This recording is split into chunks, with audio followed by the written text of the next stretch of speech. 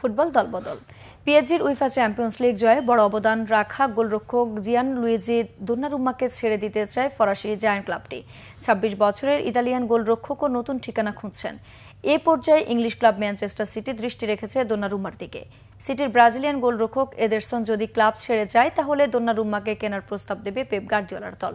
দোন্নারুম্মার PSG ছাড়াটা নিশ্চিত হলেও তার পরবর্তী গন্তব্য নিশ্চিত হয়নি। সিটি তার দিকে নজর রাখলেও তাদের সর্বোচ্চ চেষ্টা এদেরসনের ধরে রাখার। বুধবার টটেনহামের বিপক্ষে উইফা সুপার কাপ জেতার ম্যাচে পিএসজি স্কোয়াডে রাখা হয়নি দোন্নারুম্মাকে। তাকে বাদ দেওয়ার ঘটনা নিশ্চিত হয়ে যায় কোচ লুইস এনরিকের ভবিষ্যৎ চিন্তা ভাবনাই নেই ইতালিয়ান গোলরক্ষক। ইএসপিএন জানিয়েছে সিটি দোন্নারুম্মার জন্য এগোবে নাকি পেছাবে সে ব্যাপারে নিশ্চিত কিছু জানাচ্ছে না। এদেরসনের ব্যাপারেও চুপ থাকার নীতি অবলম্বন করছে ক্লাবটি।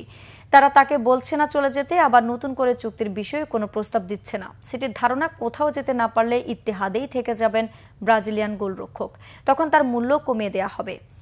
ভিন্ন কোনো ক্লাব থেকে এখনো প্রস্তাব পাননি এদেরসন।